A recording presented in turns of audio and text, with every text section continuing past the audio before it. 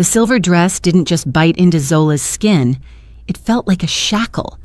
She stood motionless, a statue in a room full of monsters, while her husband, Soren, the dragon head of the syndicate, treated her like a piece of high-end furniture.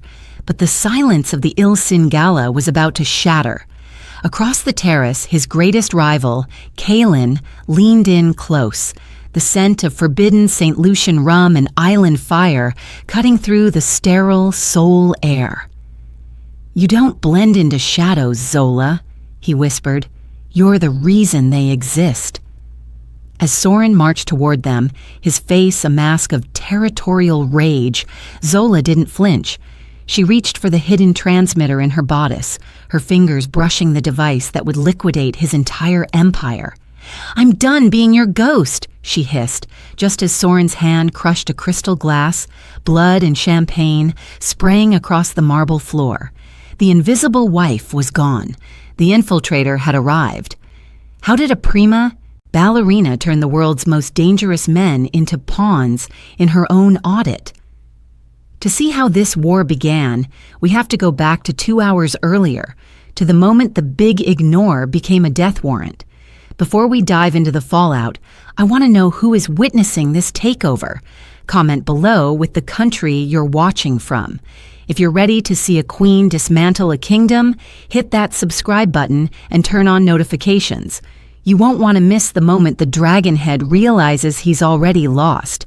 The Il-Sin Foundation Gala is not a party. It is a display of power. The walls are lined with polished steel and white marble. The air smells like expensive cologne and ozone. It is cold. It is so cold that Zola can see her own breath hitching in her throat. She stands perfectly still. She has been standing still for 2 hours. She is wearing a gown that costs more than a house in St. Lucia. It is made of silver scales that bite into her skin. Every time she breathes, the metal fabric scrapes against her ribs. Soren chose it. He said the silver would make her look like a statue. He likes statues. Statues don't move. Statues don't speak. Statues don't have needs. Zola was a prima ballerina. Her body was built for explosive movement and sweat and heat. Now she is a decoration. She looks at her hands. They are steady, but her heart is hammering against the silver scales of her dress. She is the only black woman in a room of 500 people. She knows they are looking at her. She can feel their eyes like needles on the back of her neck. But the only person who should be looking at her is acting like she is made of glass. Soren is 2 inches away. He is the dragon head of the syndicate. He is handsome in a way that feels dangerous, like a jagged piece of ice. He is deep in conversation with a high-ranking government official. Soren is charming. He smiles. He nods. He uses his hands to emphasize a point about shipping lanes and port taxes. He is a master of the room. He knows exactly where everyone is standing, except for the woman whose shoulder is almost touching his. For 18 months, Soren has perfected the big ignore. It started a week after the wedding. The conversation stopped. The eye contact died. He began to treat her like a piece of high-end furniture. He would walk into a room, glance at her, and then look right through her to see the clock on the wall. Zola shifts her weight. Her heels are thin. They ache. She wants to sit down, but there are no chairs for the wives. The wives are expected to stand behind their husbands like shadows. She looks at Soren's profile. His jaw is tight. He is focused. To him, this gala is a chessboard. Zola is just a pawn he moved into place and then forgot about. A waiter approaches with a tray of crystal flutes. The champagne bubbles rapidly. Zola is thirsty. Her throat feels like it is full of sand. She reaches out a hand. Her fingers are inches from the glass when Soren's voice cuts through the air. He doesn't look at her. He doesn't stop his conversation with the official. He just speaks low and sharp. "Put it back, Zola." The waiter pauses. Zola's hand trembles in mid-air. "I'm thirsty, Soren," she whispers. "You're seeking attention," Soren says. His voice is a flat line. "When you move, people look. When people look, they ask questions. You are here to be a silent partner, nothing more. I am a human being, she says. Her voice is so quiet it is almost lost in the swell of the orchestral music. Soren finally turns his head. He doesn't look at her eyes. He looks at her hair, then her dress, then the floor. It is a calculated insult. You are a representative of this family. Your skin is too bright for this room.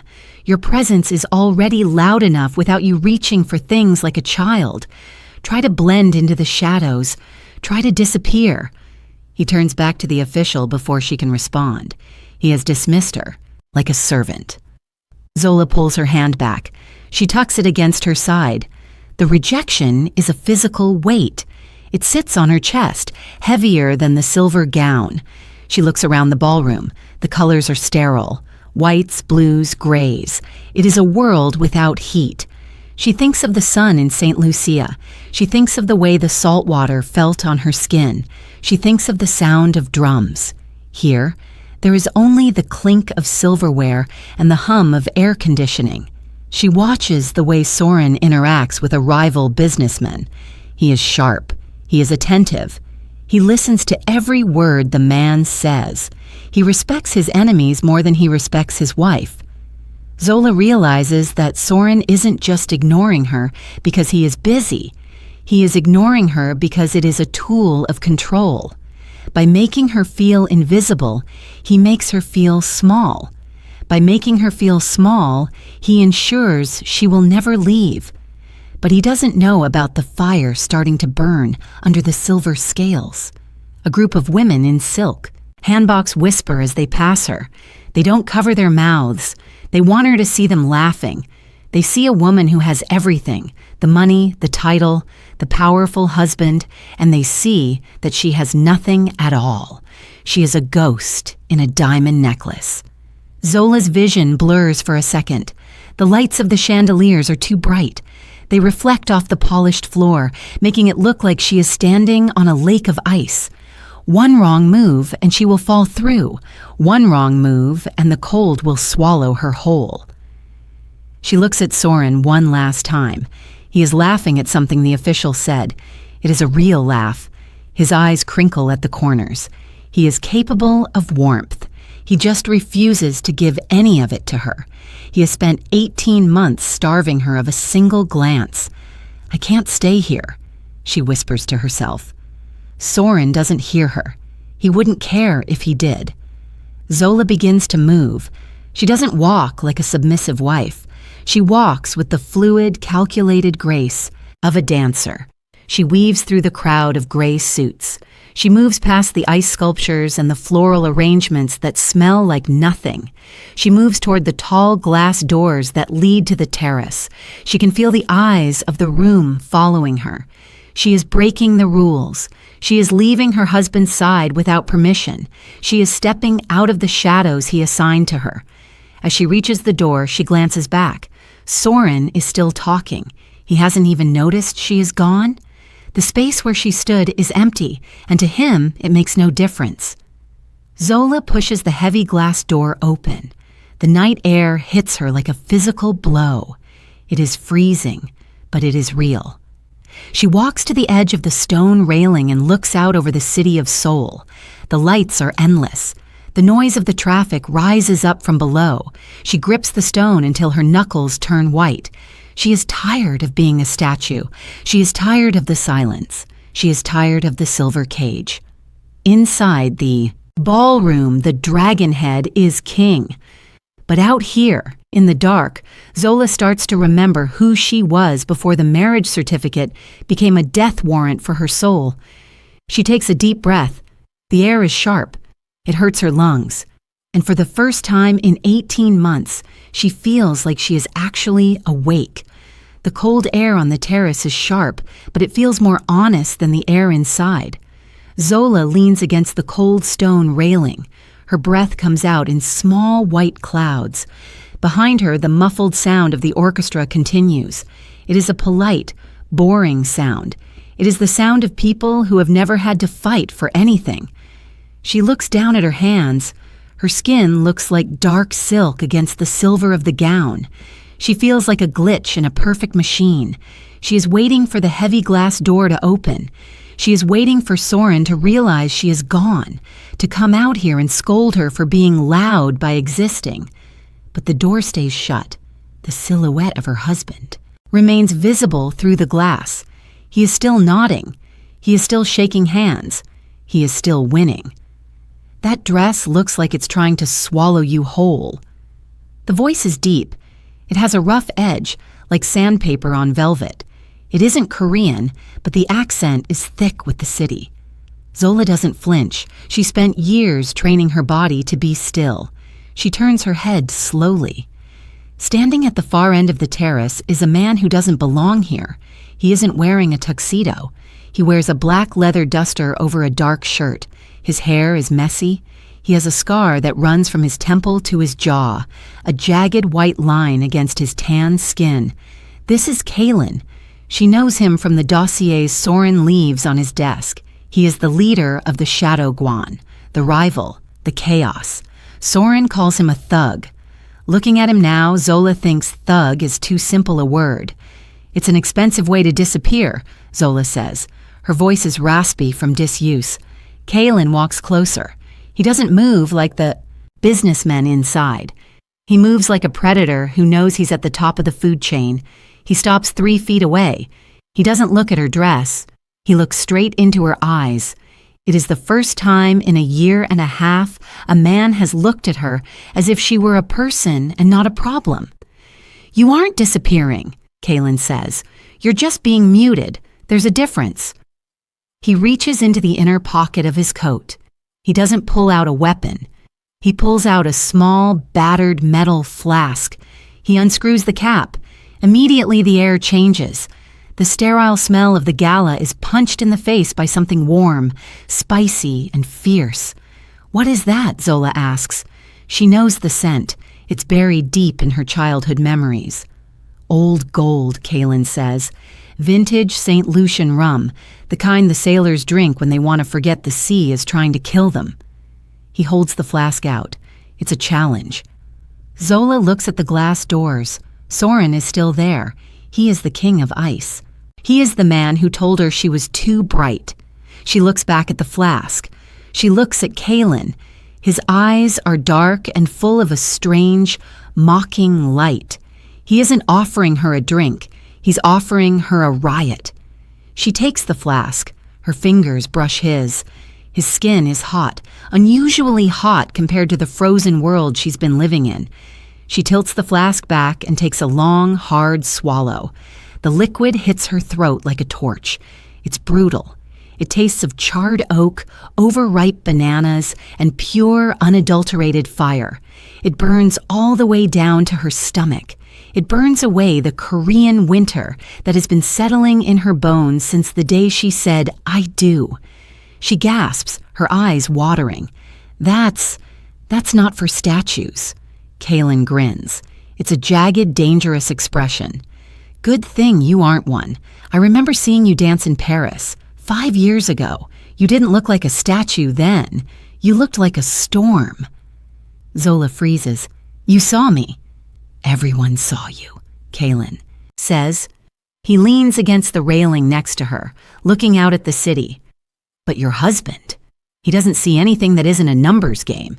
He thinks he can put a dancer in a box and keep her for a trophy. He doesn't realize that storms don't stay in boxes. They eventually break them." Zola takes another sip. This one is smoother. The warmth is spreading to her fingertips. "Why are you talking to me? You're his rival. If he sees us, he'll start a war." "He's already at war," Kaelen shrugs. "He just hasn't realized he's losing his most valuable territory." Kaelen takes the flask back and takes a drink. He talks about the islands. He describes the smell of rain on the hot Caribbean asphalt. He describes the way the hibiscus flowers look when they are crushed. He speaks her language, the language of color and heat. Zola finds herself leaning in. She hasn't spoken this much in months. She feels a strange, heavy pressure in her chest beginning to crack. For 18 months, she has been a ghost. But this man, this enemy, is treating her like she's the most interesting thing in Seoul. He told me to blend into the shadows, Zola says, a bitter laugh bubbling in her throat. Kaelen turns to her. He steps into her space, forcing her to look up at him. He's a fool. You don't blend into shadows, Zola. You're the reason the shadows exist. You're the light that makes them. The compliment is heavy. It's too much. It's the opposite of everything Soren has drilled into her head. She should walk away. She should go back inside and stand behind the dragon head. Instead, she stays. She stays in the cold with the man who smells like island fire. She looks at the glass doors. Soren has finally noticed she is missing. He's looking around the room, his face tight with annoyance. He isn't worried. He's just inconvenienced. He looks toward the terrace. Zola doesn't hide. She doesn't pull away from Kaelen. She stands her ground. Kaelen leans in. Closer. His voice a low vibration. He's coming. Tell me, Zola, are you going to go back to being furniture, or are you going to remind him that you have a voice? Zola looks at the flask. She looks at the man with the scar. Then she looks at her husband, who is walking toward the door with a look of cold fury. The fire in her stomach flares up. He's about to find out, she says. The glass door swings open. The silence is about to end. Soren steps onto the terrace. The air around him seems to drop another 10 degrees. He doesn't look at Kaelen first. He looks at Zola's hand, which is still inches away from the rival's coat. His eyes are like chips of flint. Inside, Soren says. It isn't a request. It is a command given to a dog. Kaelen doesn't move.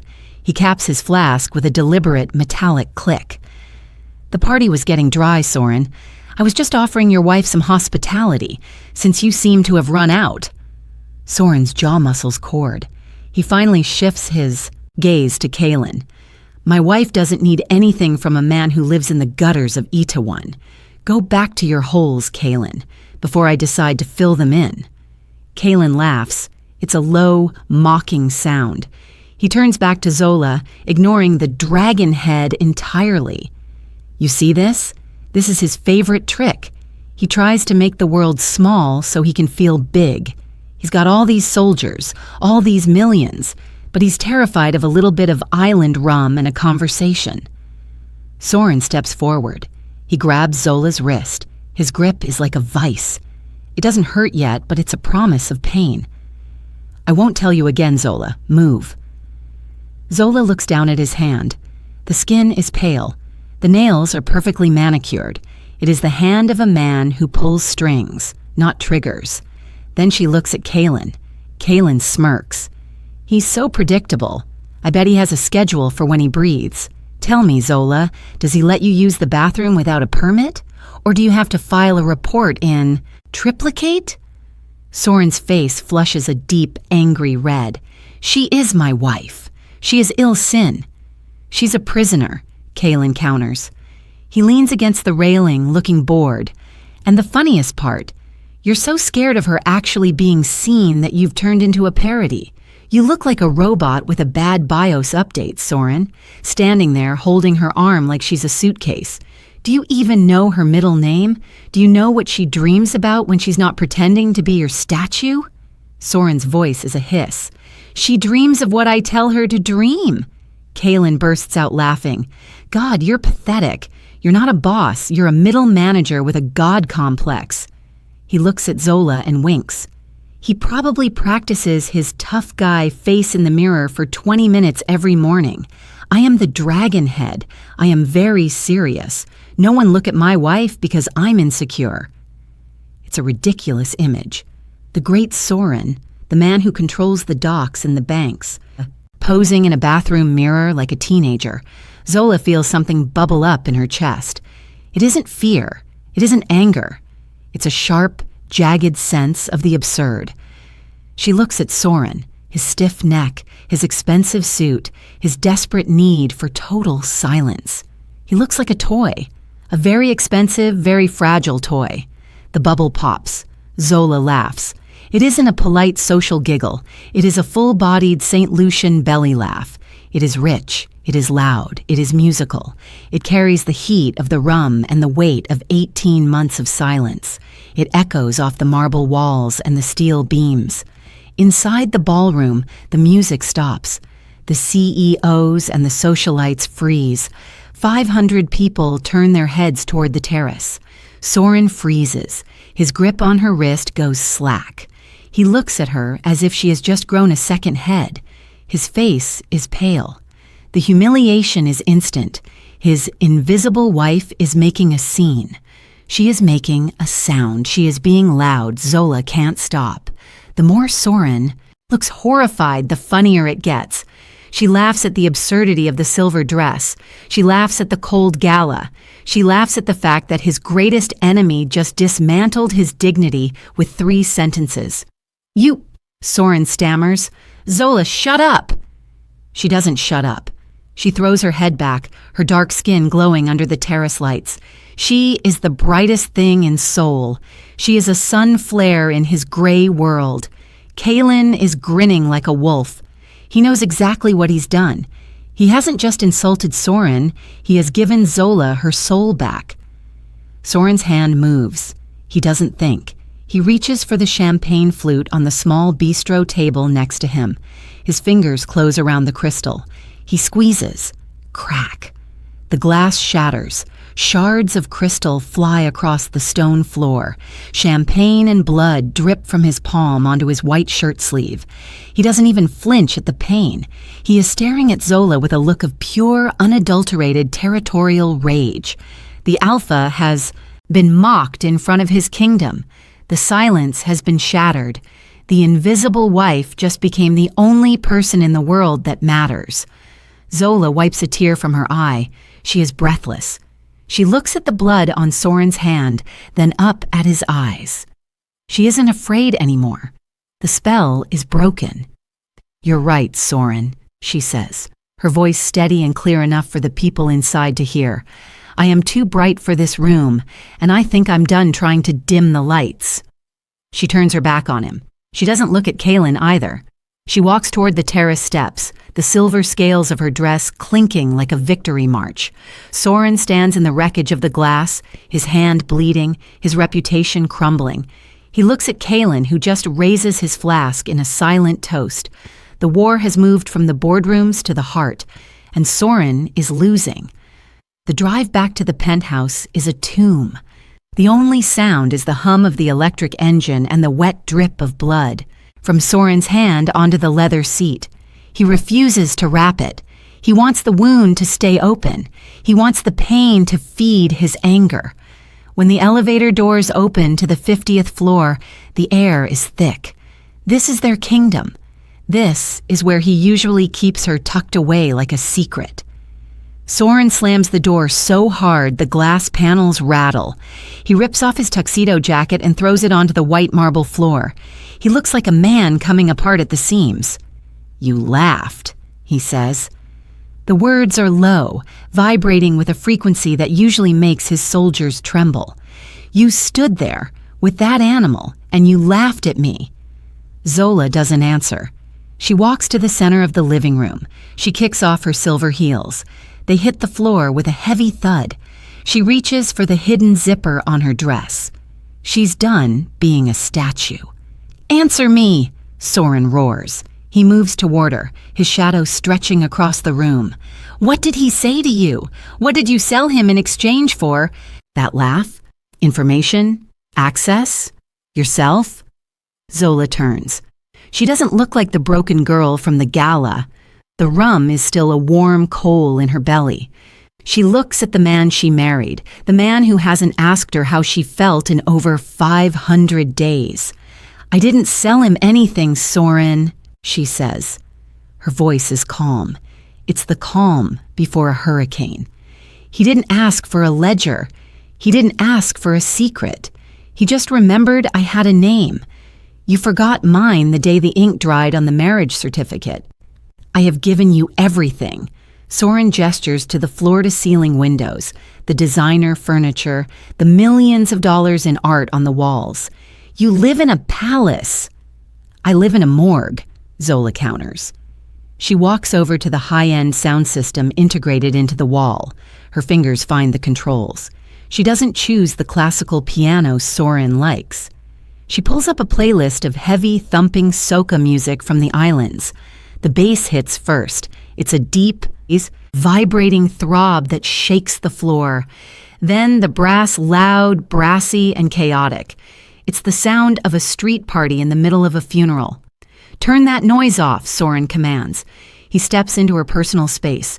He is a head taller, a wall of cold muscle. "This is my home. You will follow the rules." Zola turns the volume up. The music fills the penthouse, drowning out the hum of the city and the sound of Soren's voice. She starts to move. It's not a ballet. It's a slow, rhythmic sway of her hips. She is reclaiming her body. Soren reaches for the dial, but Zola blocks him. She looks him dead in the eye. "You want silence, Soren? Buy a grave," she says, shouting over the beat. "You want a wife who doesn't laugh? Find a woman who's already dead, because I'm done being your ghost." Soren's eyes flare. He's a man of control, and he has lost the remote. He grabs her shoulders, not to hurt her, but to force her to be still. For a second, they are locked in a struggle. The cold dragon head, and the woman made of island fire. The contrast is violent. He is all sharp lines and dark fabric. She is curves and light and the sound of a world he can't understand. "You think Kaelen is your friend?" Soren sneers, his face inches from hers. "He's using you to get to me. He wants to see the look on my face when he takes what's mine." Zola laughs again, but this time it's short and sharp. "I'm not yours, Soren. I was never yours. I was just someone you rented to fill a space in your life, but the lease is up." She shoves his hands off her. She isn't crying. She isn't screaming. She is simply existing in a way that makes his power look like a joke. She continues to dance, her movements fluid and defiant, as the soca music blares against the glass walls. Soren stands there, his hands still bleeding, his heart racing. He looks at his wife, the woman he thought he had successfully buried under layers of silver and silence. He realizes that he doesn't know how to stop her. You can't kill a woman who has already decided she's finished being afraid. The penthouse war isn't fought with guns. It's fought with the volume knob. And right now, Zola is the only one making noise.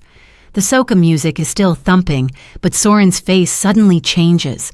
The anger drains out, replaced by a gray, hollow look. He reaches over and kills the power to the speakers. The silence that follows is deafening. "You think this is a game?" Soren's voice is a dead whisper. "You think I ignored you because I stopped wanting you?" Zola doesn't move. "The reason doesn't change the result, Soren." Soren walks to the window, looking out at the sprawling lights of Seoul. "My uncle, the elder. He didn't want this marriage. He saw you as a liability. 6 months ago, he put a price on your head.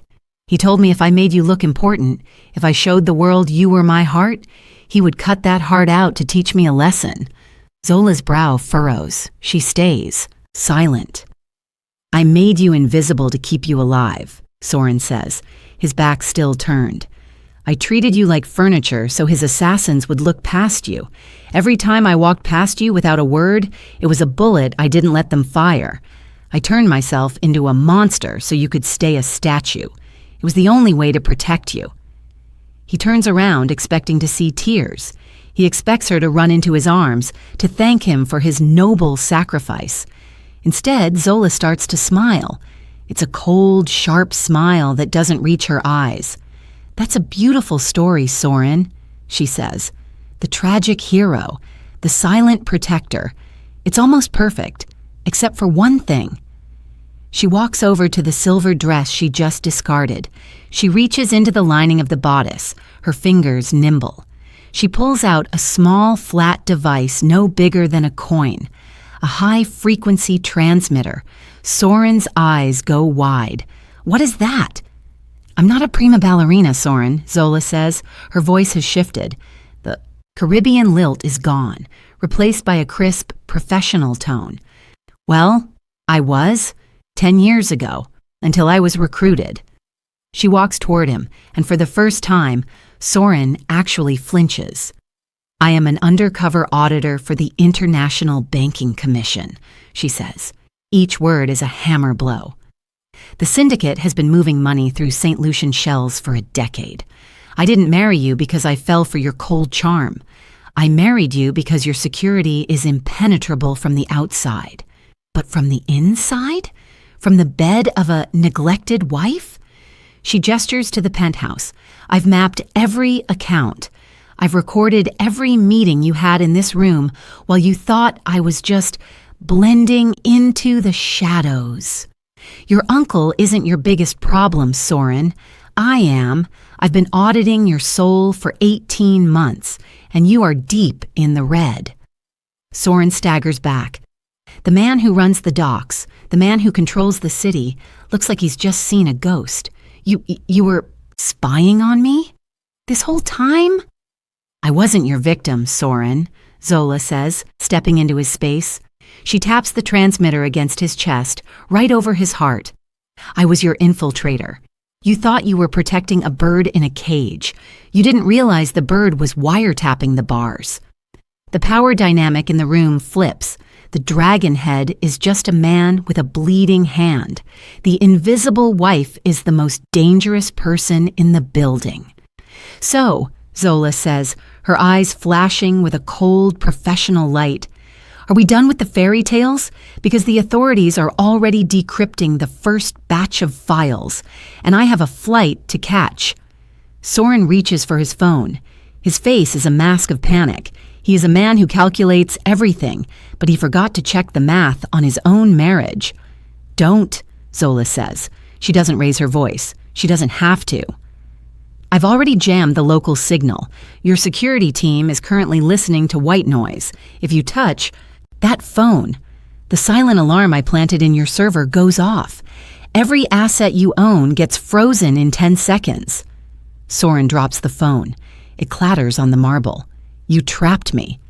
I did my job, Zola corrects him. She doesn't pack a suitcase. She doesn't need the designer clothes or the blood diamond jewelry. She walks to the foyer and grabs a pair of black combat boots she hid behind the mahogany shoe rack months ago. She slides out of the silver gown, leaving it in a heap on the floor like a shed skin. Underneath, she wears a simple black tactical bodysuit. She looks like a shadow come to life. The guards won't let you leave the lobby, Soren says. He is trying to find his footing. He is trying to be the boss again. The elevators are locked down. Zola walks to the kitchen. She picks up her wedding ring from the counter. It's a 5-carat rock that felt like a shackle. She drops it into the garbage disposal and flips the switch. The sound of metal grinding against metal fills the kitchen. It's a brutal screeching noise. I didn't map this building to use the elevator, Soren, she says over the roar of the disposal. She heads to the laundry room. For 18 months, she played the clumsy wife. She tripped over rugs. She dropped vases. She made the guards think she was a beautiful, airheaded disaster. They stopped watching her movements because they thought she didn't have any. She opens a hidden panel behind the industrial dryer. It leads to the trash chute, a straight drop into the basement service tunnels she spent 6 months studying. She looks back at Soren. He looks small in the middle of his gold-plated living room. You told me to blend into the shadows, Zola says. She hooks a carabiner to a reinforced pipe. I'm finally taking your advice. She steps into the chute. For a dancer, the descent is easy. She doesn't fall. She flows. She hits the basement level with a silent roll. The air here smells of damp concrete and old oil. It's the best thing she's smelled in years. She moves through the service tunnels, bypassing the thermal cameras she disabled earlier in the evening. She emerges in a narrow alleyway in Itaewon. The street is crowded. It's loud. It's chaotic. Zola pulls a dark hoodie over her head. She blends into the crowd of tourists and clubgoers. No one looks twice at her. To the world, she is just another face in the neon light. She feels the weight of the city lifting. The silver gown is gone. The dragon head is behind her. The files are sending. She isn't a wife. She isn't a statue. She is a woman moving at the speed of light. By the time Soren realizes the jamming signal has faded, Zola is already 3 subway transfers away.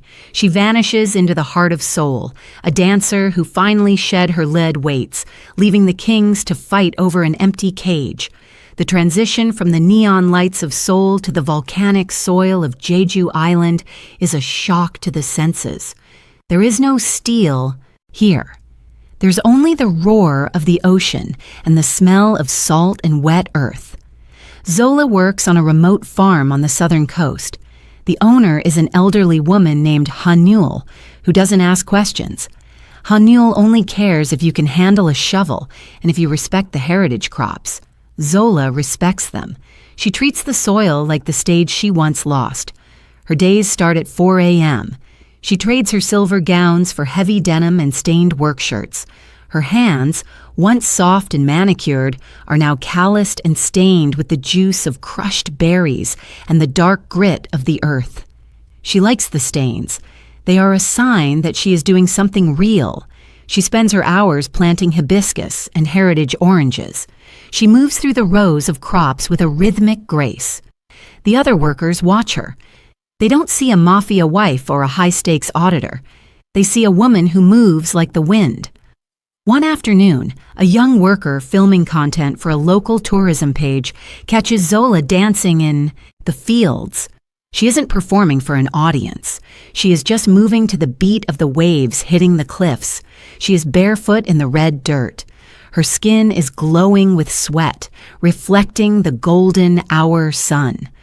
The video goes live that night. The caption is simple: The Dancing Farmer of Jeju. In 24 hours, the video has 10 million views. In 48, it's a global sensation. People are obsessed with the contrast, the raw, physical labor of the farm and the elite, professional precision of her movements. They don't know who she is. They just know she looks free. Zola leans into it. She starts her own channel. She doesn't post about makeup or fashion. She posts about the growth of a seed. She posts about the smell of volcanic soil after a storm. She posts videos of herself dancing among the hibiscus, her movements sharp and powerful. She is reclaiming the attention that Soren tried to bury. But this time, she isn't a trophy being displayed. She is the creator. She is the star. The money from the channel starts to pour in. She doesn't spend it on jewelry. She buys the equipment Hanul needs. She pays for the education of the other workers' children. She is building a world where people are seen for what they do, not what they own. But Zola isn't naive. She knows that every view on her video is a signal. She knows that in a high-rise in Seoul, a man with a scarred hand is watching his tablet screen. She knows that in a dark club in Itaewon, a rival is pausing his drink to watch her spin in the dirt. She is no longer hiding. She is broadcasting her coordinates to the world. She wants them to see her. She wants them to see that the invisible wife has become a force of nature. On the 7th day of the 3rd month, Zola stands at the edge of the cliff. She smells the hibiscus she planted. It's a sweet, heavy scent. Behind her, she hears the crunch of gravel. It's the sound of expensive tires on a dirt road. She doesn't turn around. She doesn't need to. The earth told her they were coming. The sea told her they were close. The dancing farmer is done with the solo. The finale is about to begin. The dust from the road hasn't even settled when the 2 cars pull up. A black sedan, sleek and cold. A rugged SUV covered in mud. Soren steps out of the sedan. He looks thin. The sharp edges of his suit are still perfect, but his eyes are hollow. Kaelen jumps down from the SUV. He looks like he hasn't slept in a week. He still has the leather duster, but the flask is nowhere to be seen. Zola stays by the hibiscus. She holds a harvesting knife in her right hand. It is stained with green sap. She is barefoot, her toes dug into the volcanic soil. She doesn't look like a wife. She looks like the island itself. Zola, Soren says. His voice is cracked. He stops 10 feet away. He looks at her calloused hands and the sweat on her brow. He looks like he's seeing a miracle he's not allowed to touch. I spent 3 months and $50 million looking for you. I didn't think you'd be digging in the dirt. The dirt is honest, Soren, Zola says. She doesn't point the knife at him, but she doesn't put it down. Kaelen walks up on her other side, forming a triangle. He's grinning, but it's a tight, nervous expression. I told you she was a storm, Soren. You just didn't realize she was heading for the coast. He turns to Zola. The audit hit the news this morning. The syndicate is bleeding. The Shadow Guan is under fire. You burned the whole world down, didn't you? I just balanced the books, Zola says. Soren steps forward. Zola, come back. My uncle is gone. I've cleared the way. I can give you a real life now. No silence, no shadows. I'll buy you a theater. I'll put your name in lights across the skyline. You can be the queen of the city. I'll give you the safety you deserve. Safety? Zola laughs. It's a dry, soft sound. You mean submission. You want to buy me a bigger cage and call it a gift. Kaelen interrupts, his voice urgent. Don't listen to the robot. Come with me, Zola. We'll go to the underground. We'll take what's left of the power and we'll run it our way. No rules, no boring galas. You want to be loud? We'll make the whole country scream. You're a rebel. You belong with the chaos. Zola looks at both of them. 2 kings, 2 different versions of the same lie. One wants to protect her until she's smothered. The other wants to use her fire to light his own cigarettes. You both traveled a long way to tell me who I am, Zola says. She sticks the harvesting knife into a wooden post with a solid thud. Soren, you think love is a contract you can renegotiate. Kaelen, you think freedom is just choosing a different master. She walks between them, moving toward the edge of the cliff where the ocean roars below. They both follow her, drawn like moths to a flame. I don't want your theater, Soren, she says over her shoulder. And I don't want your rebellion, Kaelen. I've spent my whole life being moved around like a piece on a board. My husband ignored me. My rival watched me. Neither of you actually saw me. She stops at the very edge. The wind whips her hair back. You're both offering me lives, Zola says, turning to face them. But I already have one. I am the dancing farmer. I am the woman who dismantled the 2 biggest crime families in Korea with a thumb drive and a laugh. The 2 men stand there, frozen. They are the most powerful men in the underworld, and they are being dismissed by a woman with dirt under her fingernails. So, here is the deal, Zola says. Her voice is like the sea, deep and unstoppable. You have 5 minutes to get back in your cars and leave this island. Because if you stay, you aren't fighting each other for me. You're fighting the authorities I called 20 minutes ago when I saw your dust on the horizon. The sound of a distant siren begins to wail from the village road. Soren's face pales. Kaelen swears under his breath. Zola smiles. It's the same smile she had at the gala, but this time, the whole world is watching. The 5 minutes start now, she says. The sirens are no longer distant.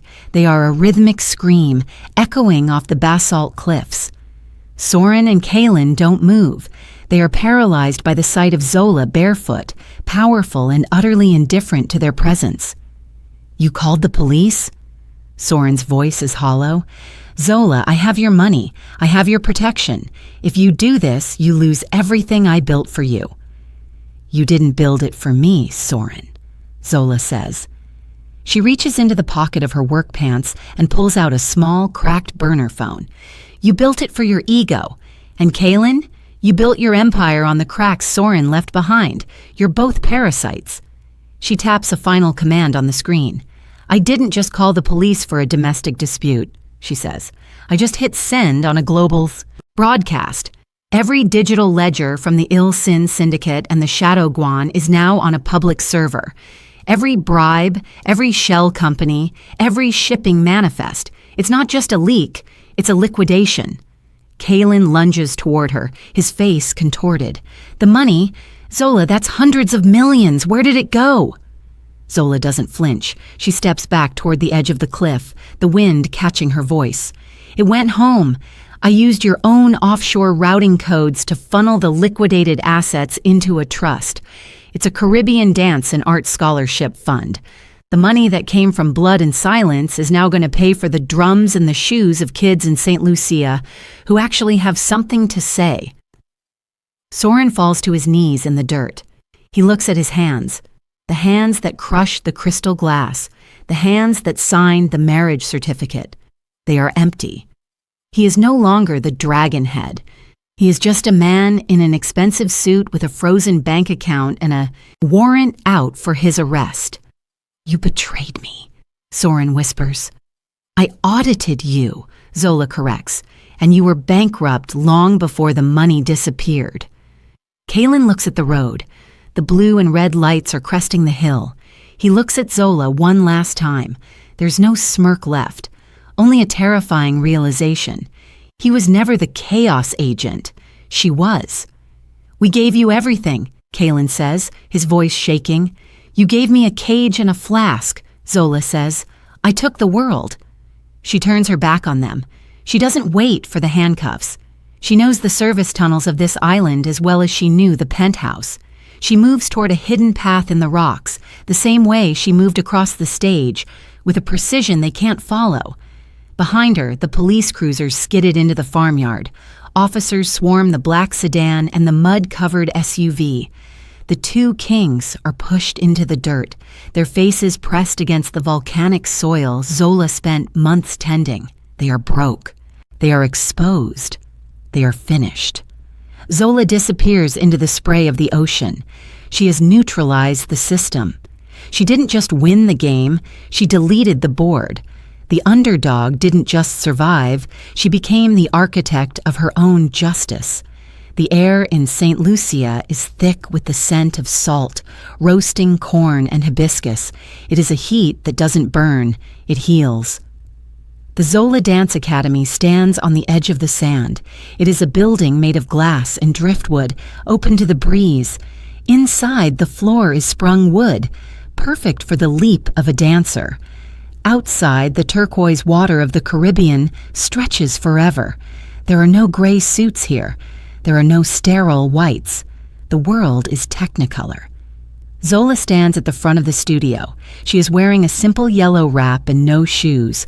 Her skin glows under the island sun, dark and radiant. She is no longer the statue in the silver gown. She is the pulse of the room. Before her are 30 girls. They are the first recipients of the scholarship fund, the money that used to buy Soren's silence and Kaelen's chaos. Now it buys ballet slippers and drums. Don't just move, Zola tells them. Her voice is strong, carrying over the sound of the waves. Own the space. If they tell you to blend in, jump higher. If they tell you to be quiet, make the floor shake. The drums start. It's a fast, complex rhythm, the sound of the carnival. Zola leads them. She doesn't just dance, she explodes. Every movement is a statement. Every spin is a celebration of the fact that no one is watching her with a stopwatch or a ledger. She is free. After the class, the sun begins to dip below the horizon, turning the sky into a bruise of deep purple and orange. Zola walks down to the water's edge. She lets the warm foam of the tide wash over her feet. She senses him before she sees him. A lone figure stands 50 yards down the beach. He isn't wearing a tuxedo. He wears a rumpled linen shirt and loose trousers. He looks older. The sharp frozen edge of the dragon head has been melted away by 3 years of legal battles and the loss of his empire. It is Soren. He doesn't approach. He knows he has no right to the sand she stands on. He just watches. He finally sees her, not as a trophy, not as a liability, and not as a piece of furniture. He sees the woman who broke his world to save her own. Zola catches his eye. She doesn't feel anger. She doesn't feel pity. The Korean winter is 1,000 miles away and a lifetime ago. She doesn't walk to him. She doesn't offer him a way back into her life. She simply gives him a small, knowing smile, the smile of a woman who won. The carnival band starts up in the distance. The trumpets blare, the drums roar. The streets are filling with people ready to celebrate the night. Zola turns away from the ghost of her past. She walks toward the music, her hips swaying to the beat of her own heart. She joins the line of dancers disappearing into a sea of feathers, glitter, and noise. The camera pulls back high above the island. The invisible wife is gone. In her place is a queen who doesn't need a crown, dancing under a sun that will never go out. Zola didn't just escape a marriage. She liquidated an empire and built a sanctuary where her voice, and the voices of 30 young girls, will never be silenced again. Soren is left with the ghost of a woman he never truly saw, watching from the shore of a world he can no longer buy. But now I have to ask you, did Soren deserve a second chance, or was Zola right to burn it all down? If you loved seeing the invisible wife become the ultimate architect of justice, do two things for me right now.